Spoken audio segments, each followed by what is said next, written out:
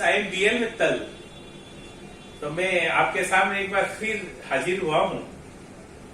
इस सीरीज का आइडिया क्या है कि भारतवर्ष एक समय सोने की चिड़िया होती थी, तो इसका मतलब भारतीयों को किसी से व्यापार समझने की जरूरत नहीं, कैसे होता है।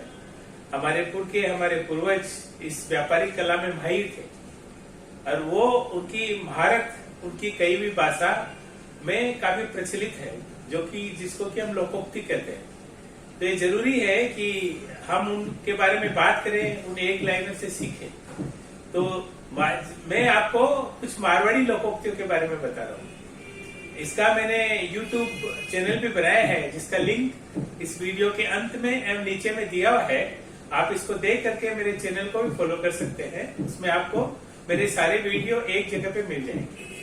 तो आज का जो लोकोक्ति मैं आपको बता रहा हूँ, उस लोकोक्ति एक लाइनर लोकोक्ति है, वो है घर की जूती भी सपूती।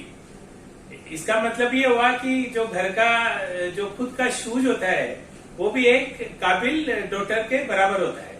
तो इसके पीछे की एक छोटी सी कहानी है कि दो भाई होते हैं जिनका आपस में खूब मनमुटाव हो जाता है, खूब झगड़ा हो जाता है, और वो प्रॉपर्टी का झगड़ा सुलझाने के लिए कोर्ट में जाते हैं।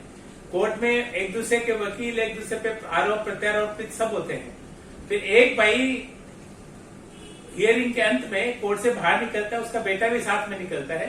तो देखता है उसके बड़े भाई की जो शूज है, जो राजस्थान में देखते हैं लेदर के बने हुए रहते हैं, तो शूज बाहर में पड़े हुए थे।